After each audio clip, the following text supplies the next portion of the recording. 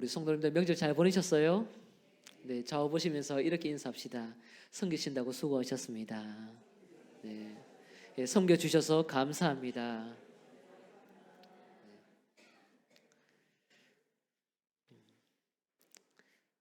사랑하는 성도님들, 우리 성경은 어떤 책일까요? 우리 믿음으로 승리한 사람들의 책이 성경에 기록되어 있습니다. 동시에 믿음으로 살기 위해 노력했지만 실패하고 넘어진 자들의 이야기가 기록되어 있는 것이 성경책입니다. 믿음으로 승리한 사람, 그리고 믿음으로 살다가 실패한 사람, 어느 부류가 더 많을까요? 네, 자신감 있게 말씀하세요. 네, 승리한 사람이 많을까요? 아니면 조금 더 많이 넘어진 사람이 많을까요? 맞습니다. 네, 넘어진 사람들이 훨씬 많습니다. 이스라엘 백성들의 조상이었던 선조들, 믿음의 족장들, 완벽했던 사람은 아무도 없습니다. 다 한 번 이상, 두 번 이상 넘어간 사람들입니다. 지쳐서 더 이상 일어날 수 없을 것 같은 사람들에게 하나님이 찾아가셔서 새로운 힘을 부여하기도 했습니다. 사사시대를 보십시오. 10명 이상 되던 그 사사들, 처음 등장했던 한두 명 정도의 사사만 온전했고 뒤로 갈수록 다 한 번 이상 넘어졌습니다. 그 강도가 더 세졌지 않습니까? 그렇죠? 이스라엘 백성들도 마찬가지입니다. 남북 왕 합쳐서 약 40명이 되는데 제대로 된 왕들이 많지 않았습니다. 성경은 믿음으로 승리한 사람보다 믿음으로 살기 위해 힘을 썼지만 넘어진 자들의 이야기가 더 많습니다. 예수님이 오셔서도 마찬가지였던 것 같아요. 너무 진지한 것 같습니다. 네. 예수님이 오셨는데 조금 새 언약 예수님을 믿고 살아간다고 우리가 고백하고 있지만 신약 성경에 기록되어 있는 서신들은 모두 다 상황 서신입니다. 상황이 있어서 어떤 환경이 있어서 이 저자가 편지를 썼던 내용입니다. 그 상황과 환경 안에는요, 교회들마다 문제들이 너무 많았어요. 문제가 있었기 때문에 복음으로 진단하고 처방해 주기 위해 편지를 썼던 것이 바울의 편지들입니다. 공동서신도 마찬가지고 목회서신도 마찬가지고요. 그래서 신구약 안에는요, 성공한 사람들보다 오히려 말씀을 지키려고 했지만 죄에 의해서 자신의 나약함으로 인해서 끊임없이 넘어진 사람들, 실패한 자들, 그리고 그들에게 찾아간 하나님의 손길의 책이 성경입니다. 하나님은 우리가 넘어진다 하더라도 2번씩, 3번씩, 10번씩이라도 기꺼이 찾아오시는 사랑의 하나님이십니다. 계속적으로 살피고 있는 요나도 굉장히 특별한 은혜를 많이 입은 사람 중에 한 명입니다. 그는 선지자입니다. 니느웨에 가서 하나님 말씀을 전하라고 사명을 부여받았지만 그것이 싫어서 다시스로 도망갔습니다. 도망가는 길에 하나님께서 그 바다에 풍랑을 보내어서 배가 전복될 수 있도록 그렇게 하나님이 일을 하게 됐습니다. 되돌이키기 위해 하나님은 끊임없이 찾아가신 것, 그것 또한 하나님의 은혜의 방법이었습니다.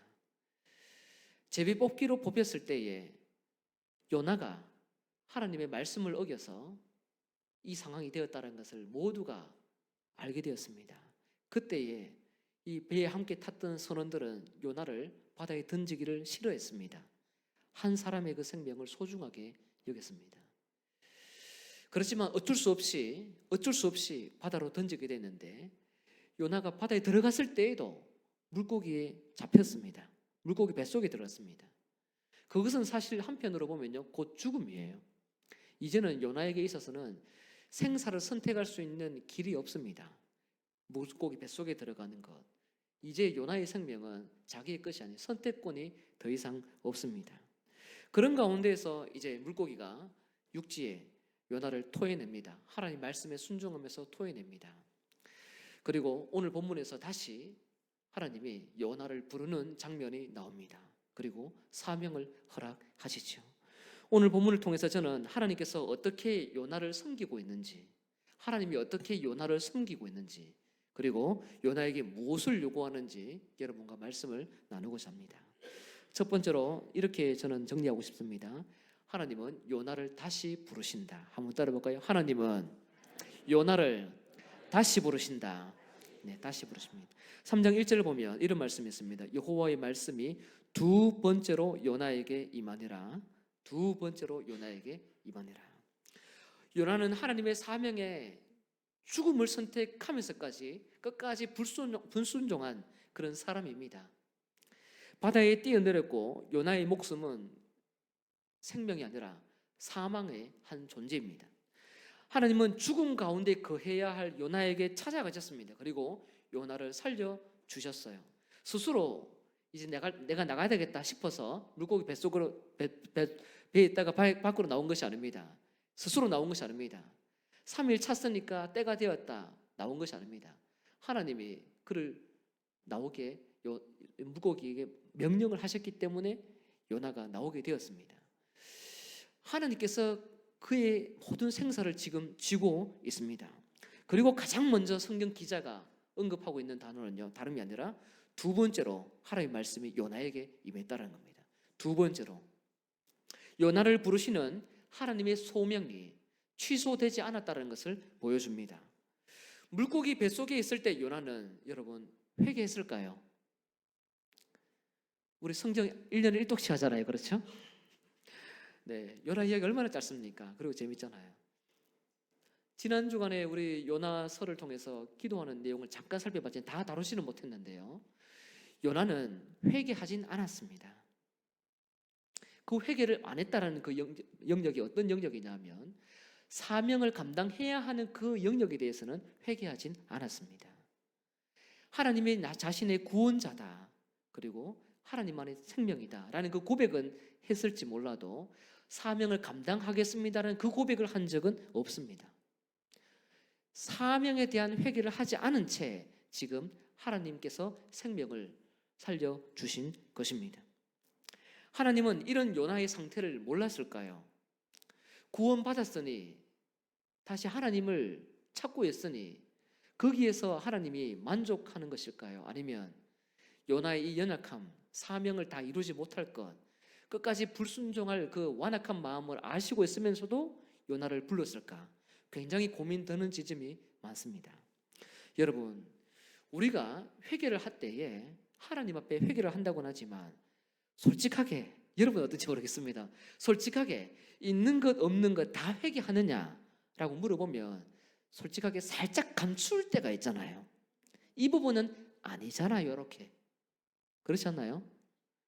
설교를 통해서도 듣지만 그 영역이 나에게 적용이 되면서 살짝은 드러나지만 그런데 살짝 삐딱하게 들려질 때에는 그러면은 아니잖아요. 이렇게 반응하고 싶을 때가 많습니다.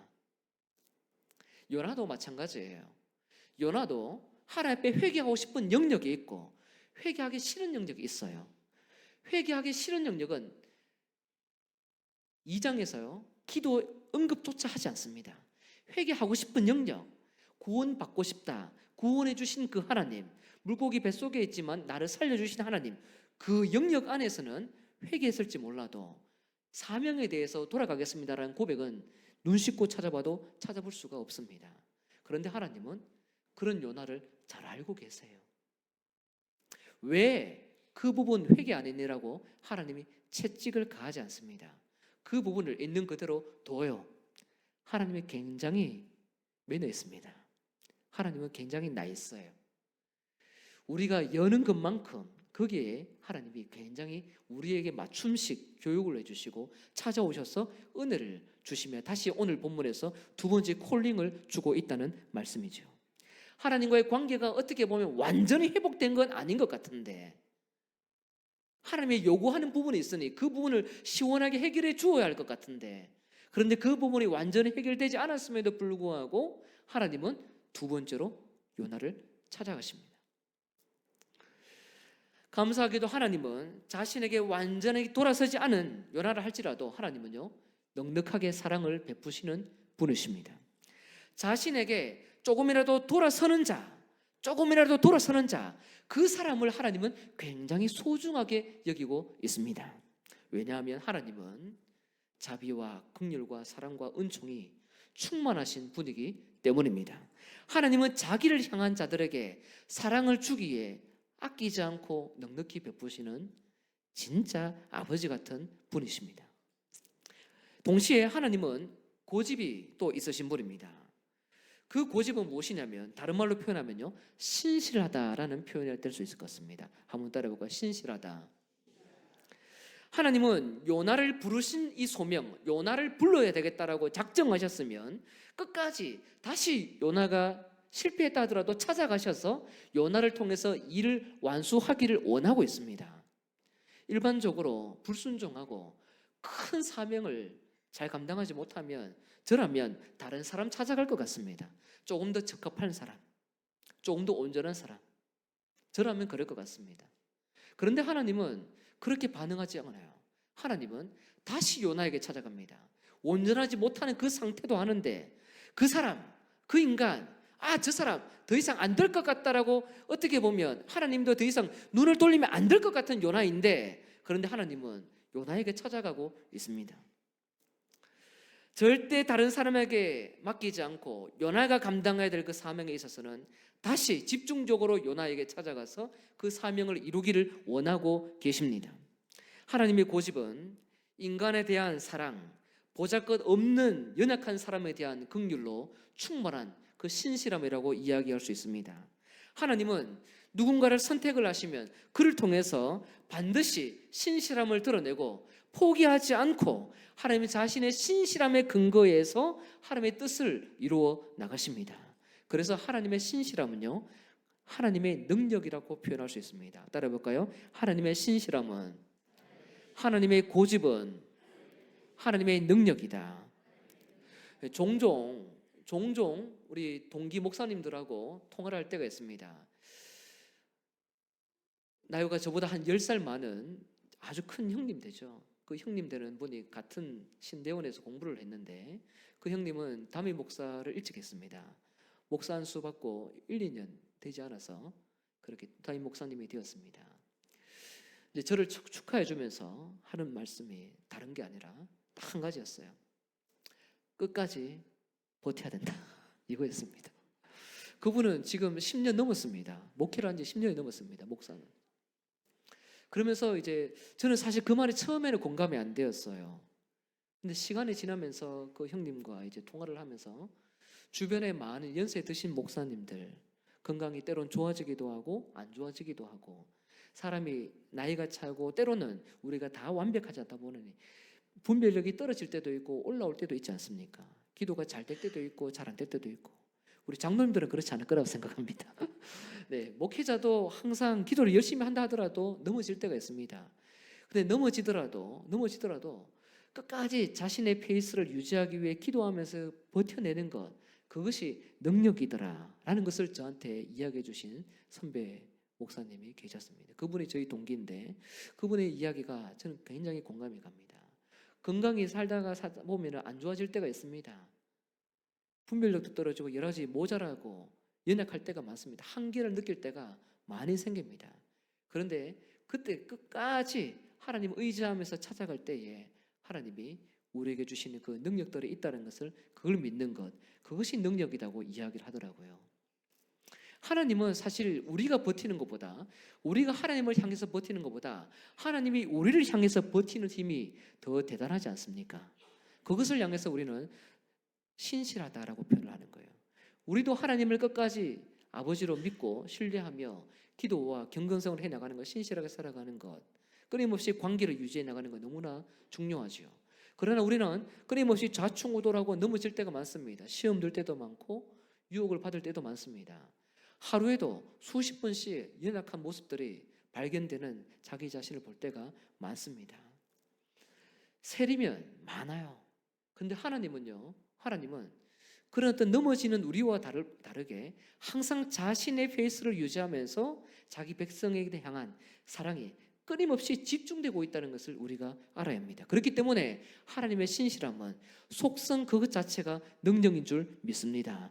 그것이 있기 때문에 우리가 이 자리에 함께 모여서 하나님 아버지께 경배할 수 있는 것입니다. 우리는 약해도 하나님께서 사용할 수 있다는 것을 믿어야 합니다. 이것을 믿어야 합니다. 세상 사람들은요, 일반적으로 끊임없이 자기가 많이 준비되어야 세상에서 쓰임 받는다고 생각합니다. 하나님 믿는 사람들도 그럴 때가 있어요. 끊임없이 내가 준비해야 될 것, 세상에서 내가 준비해야 될 것, 신앙보다 경건보다 조금 더 내가 이렇게 현실적으로 준비해야 될 부분들을 위해서 노력을 해야 된다고 생각할 때가 많습니다. 물론 직장 생활을 하기 위해서는 그 직장에 적합한 기능, 그 기능성을 위해서 적합한 준비가 필요합니다. 우리 중직이 되는 것도 아무나 함부로 그렇게 뽑지 않지 않습니까? 중직도 기능적인 역할에 있어서 굉장히 중요합니다.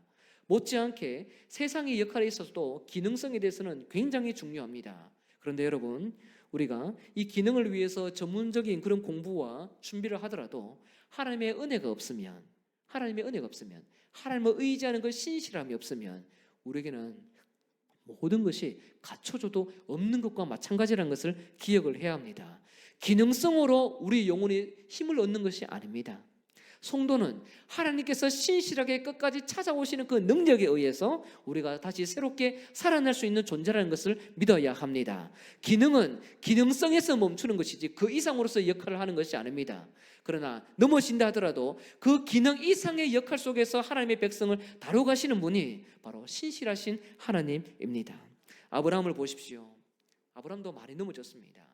12장에 등장하자마자 믿음으로 하나님의 말씀에 순종해서 모든 고향을 떠났습니다.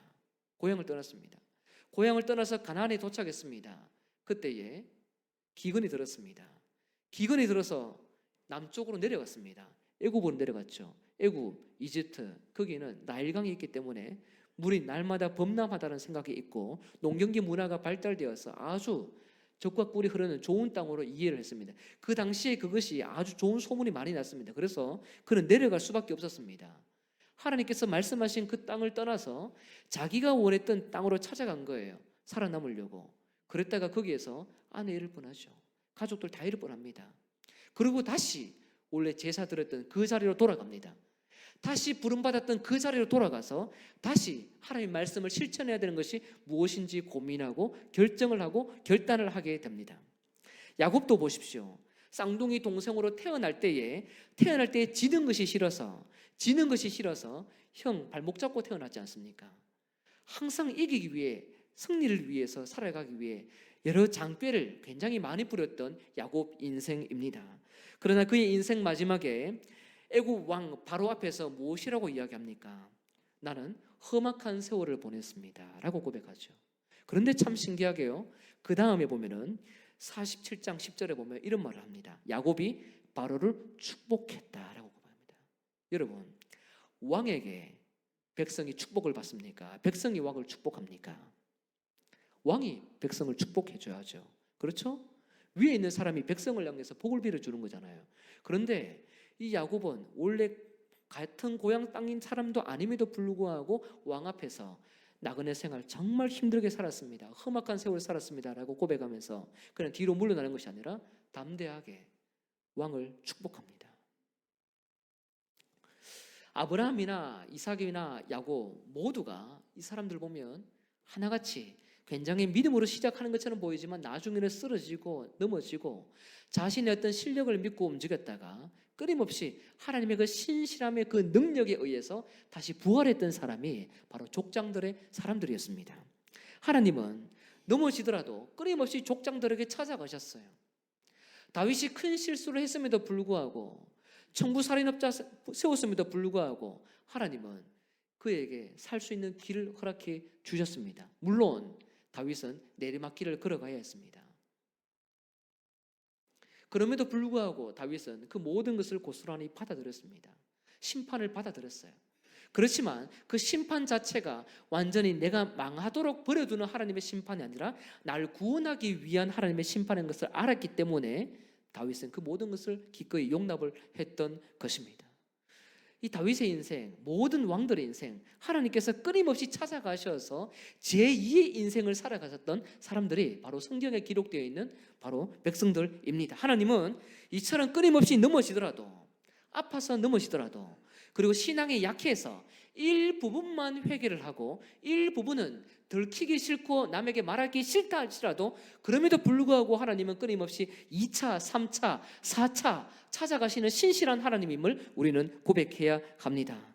사실 여러분 중에도 찾아보면요, 저도 마찬가지고 30회 이상 찾아가신 분들이 많을 겁니다. 우리 지금 이 자리에 있는 것, 매일매일 하나님이 찾아오셨기 때문에 우리가 그래도 겸손하게 지금 머리 숙이고 이렇게 예배 드리는 것 아니겠습니까? 그 하나님을 영원토록 찬양하시길 주 이름으로 축복합니다. 하나님의 부르심이 정확합니다. 정확함에도 불구하고 우리는 가끔씩 하나님의 부르심보다 다른 사람의 소리를 듣고 싶어하는 욕심이 올라올 때가 있어요. 하나님은 분명히 두 번째로 부르셨습니다. 하나님의 두 번째로 음성을 내셨습니다. 그런데 우리 안에서는요, 가끔씩 사람의 소리를 듣고 싶을 때가 많아요. 사람들 소리 중에 가장 가까운 소리는 어떤 소리냐면요, 자기 자신의 소리입니다. 자기 자신의 소리. 우리가 하나님 말씀을 지키다가 넘어지다 보면 이 정도 괜찮아, 하나님 도와주겠지, 이렇게 가볍게 퉁 하면서 연약함을 제대로 고백하지 않고 너무 쉽게 하나님을 인용할 때가 있습니다. 하나님의 능력을 인용할 때가 있어요. 그렇지 않습니까? 그런데 그런 것을 넘어서서 우리가 제대로 살지 못했을 때에 우리 안에서 어떤 마음이 올라오냐면요, 그래도 내가 열심히 살아왔잖아 라고 합리화하는 마음. 그리고 또 어떤 분들은 정죄하면서 이것밖에 안 되나, 또 넘어졌네, 이번에 실수가 너무 크다, 영향이 너무 크다, 직장에서 애들에게 해서는 안 되는 말을 했다, 너무 큰 상처를 줬다, 이런 생각이 들 때가 제법 많습니다. 여러분은 어떠신지 모르겠어요. 저는 그런 실수가 많습니다. 우리 자신의 이야기가 끊임없이 우리 신앙의 발목을 잡고 넘어뜨리기 위해 힘을 얼마나 쓰는지 모릅니다. 잘 될 때에는 역시 노력하면 돼, 나는 하면 돼, 이렇게 긍정의 힘으로 하나님의 영광을 가릴 때도 제법 많습니다. 제 자신도 그럴 때가 많아요. 목사가 말이야. 그리고 또 정죄할 때는 이것밖에 안 되는구나, 이렇게 올라올 때가 많습니다. 집에서도 가장 가까이 있는 제가 모시고 사는 분이 이렇게 이야기할 때도 있습니다. 목사님, 채통을 지키십시오. 이야기할 때도 있습니다. 채통을 지키십시오. 채통을 지키려고 합니다. 채통을 지키십시오. 송도님에게 대하듯 저를 섬겨주십시오. 노력하는데 잘 안 됩니다.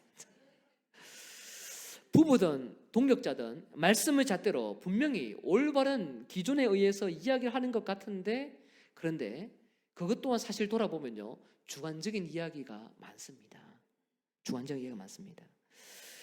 결혼한 후에 주변의 동기들이 결혼을 하면서 이런저런 이야기를 많이 했습니다. 또 아내와도 이야기를 많이 했습니다. 많은 여자들이 결혼을 하면서 신혼 첫날 밤에 이런 이야기를 한다고 합니다. 영원히 내 편이 되어줘. 여러분은 그런 말을 안 하셨죠? 영원히 내 편이 되어줘. 그 말은 공감해 달라는 말, 끝까지 내 편에서 이야기를 해달라는 말, 어떤 여자만 느낄 수 있는 그런 마음의 온도가 있는 것 같아요. 아직 이해는 안 됩니다. 이해는 잘 안 되지만, 그런데 여자만 느끼는 그 마음의 동요하고 싶은 그런 마음들이 있는 것 같아요. 근데 저는 신혼 첫날 밤에 그 이야기를 들은 적이 없어요. 그리고 나중에 이렇게 아내랑 이야기를 하다 당신은 왜 그런 이야기를 안 했느냐 한번 물어봤는데 얼버무리고 이렇게 지나갔습니다. 그러면서 제가 아내에게 이런 말을 했습니다. 여보, 절대 내 편이 되지 마. 당신은 절대 내 편이 되면 안 돼. 당신은 무조건 하나님 편에서 나를 봐야 돼. 내가 목회자의 길을 걸어간다 하더라도 분명히 좋은 사람도 아니고 완벽한 사람도 아닌데 무턱대고 내 편에 대해서, 내 죄에 대해서 공감을 해버린다면 내 영혼은 누가 구원하겠냐? 절대 내 편이 되면 안 돼. 가끔씩 아내는 너무 하나님 편이 되어서 제가 아플 때가 많습니다. 분명히 아프지 않게 이야기를 하는데, 정말 살살 이야기하는데 가끔씩 이렇게 마상을 입을 때가 있습니다. 네. 지혜롭게 말을 하고 지혜롭게 듣는 것, 그리고 분별하는 것, 누군가 이야기를 듣는 것, 누군가에게 조언을 하는 것, 넘어졌을 때 무언가 권면해주고, 죄를 지었을 때 하나님께 회개하도록 요청하는 것, 그런 표현들은 굉장히 사실 쉬운 것이 아닙니다. 그럼에도 불구하고 그러나 우리는 하나님께서 요나를 부르시는 이 소명의 자리에서 내 안에 내가 내 죄를 합리화하고 누군가가 나에 대해서 괜찮다고 여기고 이야기를 할 때에 그 소리가 주관적으로 들려진다면 우리 그 모든 것은 소리를 배제해야 됩니다. 하나님은 어떤 상황과 무관하게 은혜로 여러분을 부르셨습니다. 넘어졌을 때 다시 부르는 이유도 조건 때문에 부르시는 것이 아니라 은혜로 부르신다는 것을 기억을 해야 합니다. 연약해서 넘어진다 하더라도 내 안에 가장 가까운 부부가, 자녀가 위로를 해준다 하더라도 그 소리가 하나님의 음성으로 들릴지언정 하나님의 소리는 아닐 수 있습니다. 하나님이 불러주실 때에 우리가 그것이 음성으로 들려져야 되는 것이지, 가장 아름답고 가장 치장하고 포장되어 있는 그 이야기가 완벽해 보인다 할지라도 그것은 사람의 소리일 수 있음을 우리는 기억을 해야 합니다. 사랑하는 성도 여러분, 여러분에게 있어서 어떤 사람보다, 내면의 소리보다, 주변의 소리보다도 하나님의 음성이 크게 들려져서 정죄로부터 자유를 얻고 진정한 하나님의 백성으로 거듭나시길 주의 이름으로 축복합니다. 하나님의 소리가 굉장히 중요합니다. 하나님은 어떤 상황 가운데 있다 하더라도 요나를 이렇게 부르셨습니다. 그리고 요나에게 다시 사명을 주십니다. 그 사명은 한번 따라볼까요? 자리를 지켜라. 자리를 지켜라. 3장 2절을 함께 읽겠습니다. 시작. 일어나 저 큰 성읍 니느웨로 가서 내가 내게 명한 바를 그들에게 선포하라 하신지라. 아멘. 하나님은 요나를 부르셔서 가장 먼저 하시는 말씀이요, 저 큰 성읍 니느웨로 가서 내가 내게 명한 바를 그들에게 선포해라 라고 말씀하십니다. 이 내용을 보면 니느웨는 다시 큰 성읍으로 등장합니다. 1장 2절에 기록되어 있는 동일한 표현들이 처음 부름받았던 그 내용이 똑같이 3장 2절에 기록되어 있습니다. 그 도시에 악이 가득하다라는 문장은 빠져 있습니다. 이미 요나가 알고 있기 때문에 반복을 하지 않는 것 같습니다. 그런데 여기 보면 내가 내게 명한 바를 선포해라, 이 문장이 기록되어 있습니다. 이 문장 안에는 물론 앞에서 1장 2절에서 이 요나에게 사명을 주신 그 내용을 포함하고 있기도 합니다. 그런데 이 문장은 조금 독특하다는 것을 우리는 기억을 해야 합니다. 내가 내게 명한 바. 이 표현은 어디에 등장하냐면요, 구약에서 선지자를 불러서 소명을 주시고 사명을 주실 때에 부르는 공식이기도 합니다. 선지자를 불러서 하나님의 말씀을 맡기고 그 말씀을 실천하도록 부르는 그 장면 가운데 등장하는 내용입니다. 하나님은 요나에게 지금 사명자로 다시 부르고 있습니다. 사명을 위해서 니느웨로 가라고 말씀하고 있습니다. 당연히 이 사명을 위해서 움직여야 됩니다. 또 움직이게 됩니다. 그런데 여기서 중요한 것은 니느웨로 가는 것, 니느웨를 회개시키는 것, 그것도 중요하지만 무엇보다도 너가 누구인지 정확하게 알아야 돼. 내가 내게 명한 바, 내가 너에게 명령한 바, 그것을 선포하는 자리, 그 자리가 너의 자리야. 예언자에게, 선지자에게 일반적으로 말씀하셨던 그 모든 공식의 일부분을 이 요나에게 다시 이야기를 하고 있습니다. 제가 몇 구절을 읽어드리겠습니다. 예레미야서 1장 7절. 여호와께서 내게 이르시되 너는 아이라 말하지 말고 내가 너를 누구에게 보내든지 너는 가며 내가 내게 무엇을 명령하든지 너는 말할지니라. 에스겔서 3장 17절. 인자야, 내가 너를 이스라엘 족속의 파수꾼으로 세웠으니 너는 내 입의 말을 듣고 나를 대신하여 그들을 깨우치라. 하박국 2장 2절. 여호와께서 내게 대답하여 이르시되 너는 이 묵시를 기록하여 판에 명백히 새기되 달려가면서도 읽을 수 있게 하라. 아멘. 이 모든 내용을 보면요, 내가 너에게 명령했다. 너는 그것을 선포하고 실천하면 되는 거야. 예언자에게 하나님은 일반적으로 공식처럼 말씀을 하셨습니다. 그 내용을 지금 오늘 본문에 요나에게 다시 언급하면서 너는 선지자다. 너는 내 명령을 전해야 될 사람이야. 그런 존재로 부름받았어 라고 주님이 말씀을 하고 있습니다. 여러분, 선지자는 어떤 역할을 합니까? 선지자는 우리가 잘 알고 있는 멀리 내다보는 사람, 점쟁이처럼 무언가를 앞날을 예견하는 사람, 그렇게 생각하는 경우를 종종 있습니다. 물론 하나님께서 그런 특별한 능력들을 선지자에게 부여하셔서 앞으로 어떠한 심판과 구원이 일어날지 가르쳐주는 장면이 있기도 합니다. 그러나 무엇보다 선지자는 하나님의 뜻과 마음을, 하늘에 있는 계시를 이 땅에 있는 백성들에게 전하는 자입니다. 선지자는 자기가 하고 싶은 말을 하는 사람이 아니라 하늘에서 하나님이 쥐고 있는 그 생각이 무엇인지 땅의 백성들에게 전하는 사명을 갖고 있습니다. 동시에 백성들이 하나님께 올려드려야 될 그 마음, 백성들의 현 상태와 주소가 어떠한지 그 모든 상태를 껴안고 하나님께 아뢰는 중보의 사역을 하는 것이 바로 선지자 사역입니다.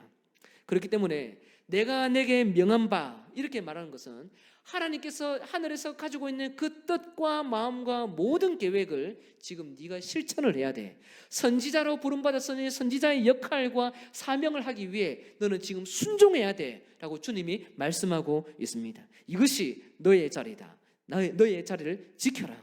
네 자리 지켜. 그래서 1장 2절에도 나왔지만 오늘 본문에서 또 등장하는 단어가요, 여호와 하나님이 명령했다. 여호와 하나님이 명령했다. 하나님의 명령, 여호와의 명령이라는 단어가 많이 등장합니다. 여호와 하나님 말씀의 무게, 선지자 너를 부른 나의 존재의 무게, 나의 존재 무게, 내 말의 무게, 너가 들었던 귀에 들렸던 그 문장의 무게를 소중하게 여기고 그것을 지켜내거라. 그것을 지금 하나님이 말씀하셨습니다. 반복적으로 계속 하나님이 요나에게 찾아오신 이유는 니느웨 성도 소중하지만요, 한편으로 보면 요나도 소중하기 때문에 찾아가는 것입니다. 요나는 이스라엘 백성을 대표하는 선지자이기도 합니다. 하나님을 대표하기도 하고 하나님의 마음을 전달하기 때문에 하늘의 뜻을 담고 있는 특별한 사명자입니다. 니느웨 성도, 저곳에 있는 불신자들도 너무나 소중하지만 하나님은 끝까지 계속 니느웨 사명을 전하기 위해 부름받은 이 요나가 너무나도 소중하기 때문에 1장부터 계속적으로 요나에게 찾아가셔서 사명뿐만 아니라 소명도 주시고 그리고 선지자로 다시 회복시켜서 하나님의 사랑을 증거하고 있다는 것입니다. 여러분, 우리가 하나님께 부름받을 때예요, 사명을 위해서 부름받습니다. 그러나 사명보다 앞서는 것은 소명입니다. 이것을 기억하십시오. 사명보다 앞서는 것은 소명입니다. 소명은 부름받다라는 뜻입니다. 사명은 일을 의미합니다. 사역을 의미합니다. 사역을 위해서 우리가 부름받지만 부름받지 않고서는 사명을 감당할 수가 없습니다. 여러분도 성도로 그리고 하나님의 거룩한 백성으로 부름받았지 않습니까? 부름받았기 때문에 세상과 열방에 있는 사람들을 섬겨야 될 의무와 사명이 있는 거예요. 근데 그 사명을 감당하기 위해서는 먼저 우리가 부름받아야 그 사명을 감당할 수가 있습니다. 오늘 본문에 등장하는 이 요나, 계속적으로 등장하는 이 요나, 계속적으로 하나님은 니느웨에 집중하는 것 같고 이방 사람들에게 집중하고 있는 것처럼 보이지만, 그러나 그에 못지않게 하나님은 요나를 사랑하셔서 바다에 빠져있고 물고기 뱃속에 들어가는 그 요나를 구원해 주셨고, 그리고 내가 내게 명령한 것, 선지자로 부름받은 것, 너가 나에게 선택받은 것, 두 번째, 세 번째 끊임없이 찾아가서 너를 사랑하고 있는 내 마음, 그것을 지금 너가 알아야 된다라는 그 마음을 하나님이 성경 기자를 통해서 간접적으로 표현하고 있습니다. 사랑하는 성도 여러분, 우리가 사역을 잘 감당하는 것은 너무나 중요합니다. 하나님의 사명을 감당하기 위해 열정적으로 충성스럽게 살아가는 것은 너무나 중요합니다. 그러나 그 사명보다 앞서야 되는 것은 여러분의 존재를 소중하게 여기시고 불러주신 하나님의 소명임을 기억하시길 바랍니다. 우리가 누구로 부름받았는지, 거기에서 우리는 사명이 시작이 되는 거예요. 누군지 모르는 상태에서는 사명이 절대로 나타날 수가 없습니다. 그래서 요나가 억지로 니느웨 가서 5단어를 선포하지 않습니까? 40일이 지나면 니느웨가 무너진다. 5단어밖에 안 되는 이 한 문장, 이 문장 던졌는데 니느웨 사람들은요 뒤집어집니다. 요나가 무슨 능력이 있어서 그랬을까요? 사명을 감당할 수 있는 지금 능력과 에너지가 있었을까요? 하기 싫어가지고요 하다가 치웁니다. 3일 돌아다녔는데 하다가 치웁니다. 하다가 집에 가버립니다. 그것이 지금 요나의 상태입니다. 사명을 감당할 수 있는 능력 자체가 완전 밑바닥입니다. 번아웃 되기 전에 하기 싫어서 도망가다가 끝까지 도망가다가 지금 온몸에 물고기 뱃속에 있는 그 냄새, 썩은 냄새가 진동하는 사람이 지금 요나입니다. 그렇지만 하나님은 지금 요나를 부르셔서 귀하게 다루시고 소중하게 다루면서 그의 입에서 나오고 선포되는 그 한 문장을 통해서도 한 성 자체를 뒤집을 수 있는 능력들을 베푸시는 분이 바로 하나님이라는 것입니다. 그렇기 때문에 하나님은 니느웨 성도 너무나도 소중하게 여기지만 내가 내게 명령한 것, 선지자로 부름받은 것, 선지자로 부름받은 것, 이 사명을 위해서 중요하지만 먼저 부름받고 너를 선택해서 너와 함께 나의 사역을 감당하기 원하는 그 나의 마음을 좀 알아주면 좋겠다라는 하나님의 마음이 지금 여기에 너무나도 곳곳에 숨어 있는 것입니다. 사랑하는 성도 여러분, 우리가 사명을 감당할 때에 하나님이 우리에게 많은 것을 요구하는 분이 아니라는 것을 아셔야 합니다. 많은 것을 요구하는 분이 아닙니다. 하나님은 자기 자신과 관계를 원하고 교제를 원하십니다. 능력은 사람에게 없어요. 요나 보십시오. 썩은 냄새 나면서 한 문장 전했는데 한 성 자체가 뒤집어지는 것이 하나님의 능력 아니고 어떻게 그 일이 나타납니까? 여호수아서를 읽어보셨지 않습니까? 여리고 성 넘어가는 것이 백성들에게 능력이 있던가요? 없었습니다. 능력 자체는 오로지 하나님에게서 나타난다는 사실을 믿으시길 바랍니다. 사명을 감당할 때 능력은 우리에게 아무것도 없습니다. 하나님이 요구하는 것은 오로지 하나님이 자신에 대한 그 신실한 마음, 부족하고 2% 부족하다 할지라도 하나님을 끝까지 따르기를 원하는 그 마음을 하나님은 지금 보기를 원하십니다.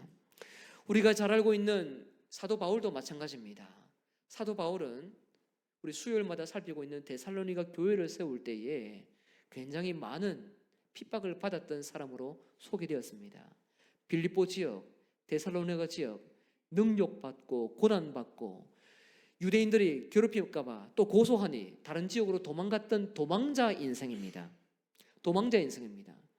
바울이 떠나고 난 다음에 이 데살로니가 교회가 어떻게 지금 움직이고 있을까 고민하면서 디모데를 보내었을 때에 놀라운 소식을 듣습니다. 어떤 소식입니까?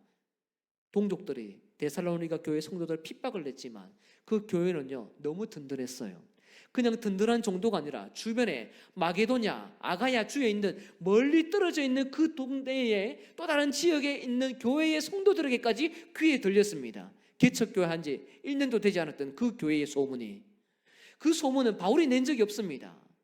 주변에 소문나서 바울 귀에 들어가서 바울이 다시 너희가 이렇게 대단한 사람이다 알고 있느냐 이렇게 말을 해주었습니다. 바울은요 말을 잘 못하는 사람이에요. 글에는 힘이 좀 있을지 모르지만 말은 정말로 못했던 사람입니다. 흥분도 너무나도 잘했습니다. 고린도전서 편지를 보내고 난 다음에 고린도 후서를 보내기 전에 고린도 교회에 방문을 한 적이 있습니다. 거짓 사도와 대판 싸웠습니다. 여러분 사역자가 싸우면 됩니까 안 싸웁니까? 싸우면 안 되죠. 네. 근데 얼마나 화가 났으면 싸웠을까요? 싸웠는데 중요한 것은 그 자리를 박차고 뛰쳐가서 집에 가버렸습니다. 그리고 수습이 안 될 것 같으니까요 다시 눈물로 호소한다면서 편지를 써가지고 다시 디도를 통해서 보내었습니다. 그만큼 사도 바울은요 어떻게 보면 감정적으로 굉장히 여린 사람이에요. 그리고 또 이렇게 목까지 차면 한마디 하기도 하고 굉장히 다혈질인 면도 없지 않아 있는 사람입니다. 그런 사람, 그런 지도자 밑에 있으면 성도들 굉장히 불안할 것 같아요. 교회를 개척했다 하더라도 정말 이렇게 아름답게 은혜롭게 가더라도 교회가 세워지는 것이 어려운데 말도 잘 못하고 화도 잘 내고, 추천서를 바라보니 추천서는 없고 오히려 예루살렘 교회로부터 핍박을 또 받고, 검증되지 않은, 만삭되지 않은 그 사도 바울의 이 사도권에 대해서 날마다 의심이 들 때에 그 바울이 전했던 복음 자체가 무슨 능력이 있겠습니까? 아무 능력이 없을 것처럼 느껴집니다. 그러나 그를 통해서 하나님은 데살로니가 교회를 세웠습니다. 열방에 너무나도 좋은 소문을 내게 하셨어요. 그러면서 사도 바울이 이와 같은 큰 변화가 일어났던 것에 대해서 데살로니가서 1장 5절에 이렇게 표현합니다. 함께 읽으면 좋겠습니다. 시작. 이는 우리 복음이 너희에게 말로만 이른 것이 아니라 또한 능력과 성령과 큰 확신으로 된 것임이라. 아멘. 복음이 말만 전달된 것이 아니고 능력과 성령과 큰 확신으로 전달된 것이다. 여기에는 내 스스로 한 것이 아무것도 없다는 겁니다. 내 말로 된 것이 하나도 된 것이 없다는 것입니다. 바울의 사명, 사역, 바울에게 능력은 없었습니다. 물론 자랑할 만한 것 있었습니다. 그러나 사도 바울은 항상 표현하지 않았습니다. 오히려 고린도후서 11장에서도 자랑할 때에 약한 것 하나 자랑할게 하면서 기도 응답 거절당한 것, 그런 것을 자랑했습니다. 바울은, 그리고 성경에 등장하는 많은 위인들은요, 사명을 위해서 끊임없이 충성했지만 넘어지고 쓰러지고 약해졌습니다. 그럼에도 불구하고 하나님은 연약한 그들에게 찾아가셔서 회복시키시고 능력을 주시고 하나님의 자신이 능력자의 근원임을 친히 보여주셨습니다. 그렇게 하나님은 일해 가셨어요. 교회를 운영해 나가는 것도 마찬가지입니다. 교회를 세워나가는 것도 마찬가지입니다. 성도님 개개인의 삶을 이루어 나가고 만들어가는 것도 마찬가지입니다.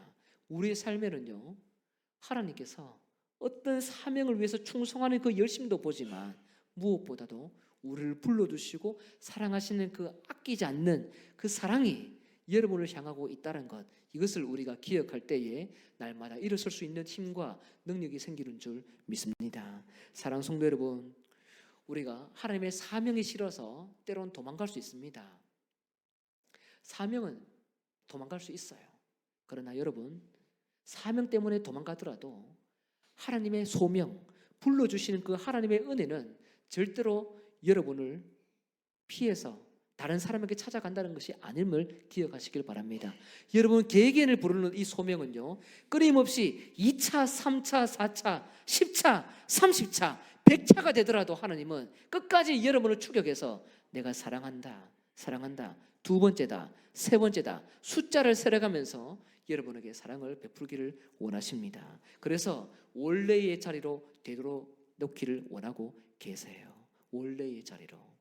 그래서 우리는요, 지금 원래의 자리에서 돌아갔다가 다시 돌아왔다가 다른 데 갔다가 왔다가 하면서 끊임없이 하나님의 사랑을 받고 있는 그런 증인임을 우리가 기억을 해야 합니다. 한번 따라하겠습니다. 사명보다도 소명이 목숨처럼 중요하다.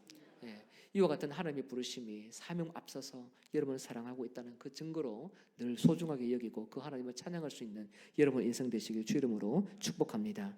우리 요약의 문장 함께 읽으면 좋겠습니다. 시작. 하나님은 넘어진 나에게 계속 찾아오신다.